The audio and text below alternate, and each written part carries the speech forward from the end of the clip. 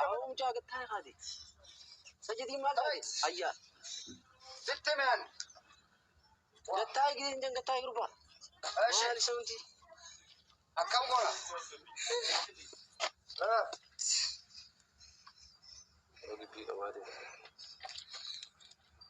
مية أجي تبغى دعوة ولا كيف أكم قونا مختار بيجاته يقول مختار إيش ऐसा कुछ नहीं पड़ेगा हम ऐसा कुछ मुतार के इतने बोले खादी वो कुछ नहीं इन्हें हाडू वासे हाडू मालका बिदना नतुबी यारो कौन मालिक बरकी वो नमा किसी दी मतलब नमनी दफे पूरा इसिंगा दिला का नमाज माल सिने के मायने जेसु मानी माल सिने के namni baay'een surree baafadhu naan jechaa jira warra surree baafadhu naan jechaa jiruuf amallee waan tokkotu hafe daawwattoota kiyya kan isin beekuu qabdan dubbii naashitti amallee xumura irra hin geenye maatii walii galee jira dhugaadha.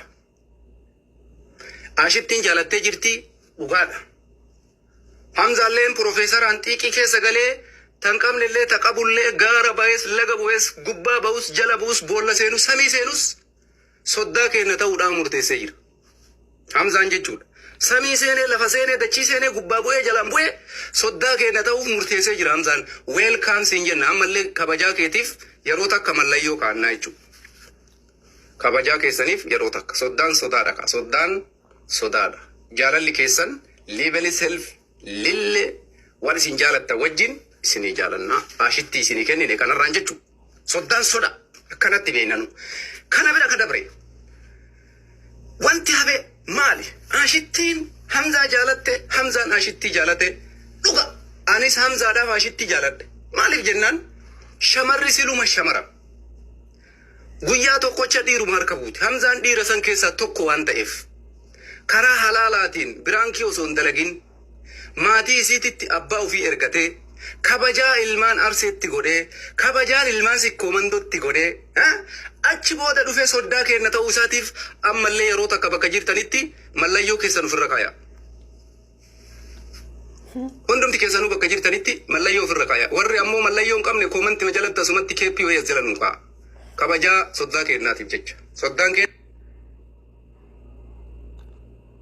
shamarris dargaggeessis dargaggeettiinis warri amma booda dhimma soddaa kennaa irratti kilmaa gootan waa'ee keeppii irratti sirrii miti kanaaf jecha isaaniif jechuun keeppiin saanduqa gurraacha isaaniiti nuti kana isaanii beeyne isin hundi keessanuyyuu bakka jirtanitti soddaa kenna kabajaadhaan akka nu simattan isiniin jenna isa dhumaatitti as deemna Ustaaz Naasir Hamzaa eega kaayiroo dhaqanii dubbii kana dubbatanii Profeesar Ahmad Cululleen Ustaaz Naasir Hamzaa waan jaalatu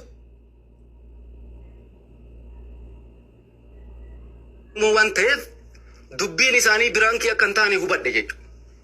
Dubbiin sireesii dubbii dhugaa akka ta'e hubanne jechuudha. Profeesarri kana qabatamatti hubate wanti kun dhugaadhaa dubbiin kun dhugatti jijjiiramee jira. Profeesarri xiiqii keessa galchuudhaan gurbaa miidiyaa kanarratti shamaroota hedduu maali jettan kana maali jedha maqaan isaa sila maal jedhama jiran kazabanaa kun maal jedha ammallee wayita waan warqaa babbadan kabajaa isaaniitiif keeppii kaadda kabajaa isaaniitiif bulee barbaaddanii gurratti barbaaddanii keeppii masinitti tole kaattan rakkoon qabu keeppii masinitti tolte kallachuma kanarra kaattanii ofirraa gafuutan kabajaa soddaa kennaatiif jecha gama biraatiin as deemtee tapha qabaa nama viidiyoo si dalage naa himii gurbaa san naa kennii naan jette yoo dubbii tana soba keessa odoo beeku make rabbiin nagaan halkan kana naan barsiisin obboleeyyan kiyya qur'aana rabbii na bira jiru qabadhee kakadhee isinitti naa himi naa haa dalaguu naan jette maaree ani ittiin dubbadhu ergadhu itti ergadhu leellisaa Oromoo jedhama jedhe toktokii isaa sheer godheef gurbaan dalaguu fi didee itti qoosa birrii hagana jedha barreeffama isaa shaashaa banteen agarsiifti. Birrii hagana si kaffalsisa. Leellisaan as jala jira ta'uu danda'a. Ani du'itiiyyuu siin godhu anamma yeroo tanatti mashguula. Biiziidha hujjaaja waliin biizii ta'a. Deebeetiin hin tapha kanaayyuu sheerii si godhuu hin danda'u. Jennaan an akkana siin taane naan jette abshirii. san rabbi jazaa keessi yaadee bu'a nama mashguulaa jedheen.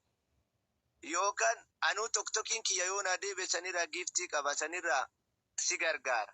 Laakiin tokkokiin kiyyaa naan deebine kun waa irraan qabu naayyuun guddanne. Tokkokiin kee yoo ajandaa fidde malee namni kenna waan kee irrititti si amma waan akkana hujjaaja waan gaarii dalagu kana fooloo si godhanii bakkatti sin deebisin fooloo bakkattuu sin deebisanii anillee ajandaa wayii fidaa naan jedhe. Ayyee ajandaa maalii fidana si ajandaa godhadhaa jennaan anamma si jalaan dhaga'u sirralleen fudhatanii ajandaa kiyyaa jedheen. Haganumatti adda xumurannee deemne allaayibii isii quban qabu natti dawwalte.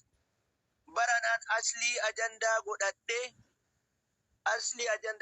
aslirra jaalalli na qabe jedhee booyaa turee jette. Laayibii awwalaan argine.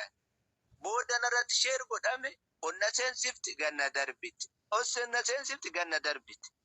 Dubbiin akkana ture.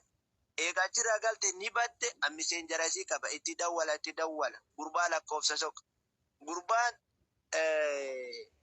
waan tokko naan jedhee waan das nan jenne naan jedhee ma akkana gootanii jedhee namni miidiyaa kun sagalellee nama waraaba naan jennaan si waraabaa jira yoo si waraabaa jedhee irratti cufadhee qopheeffadhee wanta tokko keessaa waraabee waan illee dhufe dubbiin tun miira taate haa ajjeefamu haa maal godhamuun itti baay'atennaan ani wanni yoo dogongora ta'e jedhee ufitti amanu sagalee waraabuu san itti dawwalee garana dawwalee Ameerikaarraa namni natti dawwala namni mucattii tana ajjeesisiisaa jiru siinaan dhiphadhee nyaata dhuuduu dhabee dachina dukkanoofte lakkoofsa gara garaatiin fira isaa irratti beera inni dallaala galchu ijoolleen isaa obboleeyyan isii lama bira jira jawwaalan qaban ta'isiin baararraa isii bira buute gara dawwalu dhabee cinqamee yaa rabbii kiyya jedhee kalee ganama narraa kaase kootu laayivii seeni intalli tun lubbumaan jirti jedhii jedheen. Laayivii seene yoo laayivii seenu ol seenee ati kakaabaa jala sirbe bultii dhiirtamniitii keessaa bahii naan jedhe. Miira keessa seenee arrabsee isiin gabbaatee kama silaa kama ani galataati kama arrabaan onna korte arge awwaan beekuun qabu ajanda aslii jaalatu heddi kamaalin jaalatu heddi eenyu arrabsuu heddi rabbiin kun edana nagaa natti hin bariisise yoo ani intala tana hamtuu qabaadhe yoo ani intala tana illee diigaa qabaadhe ani kanuma nama xiqqeessu.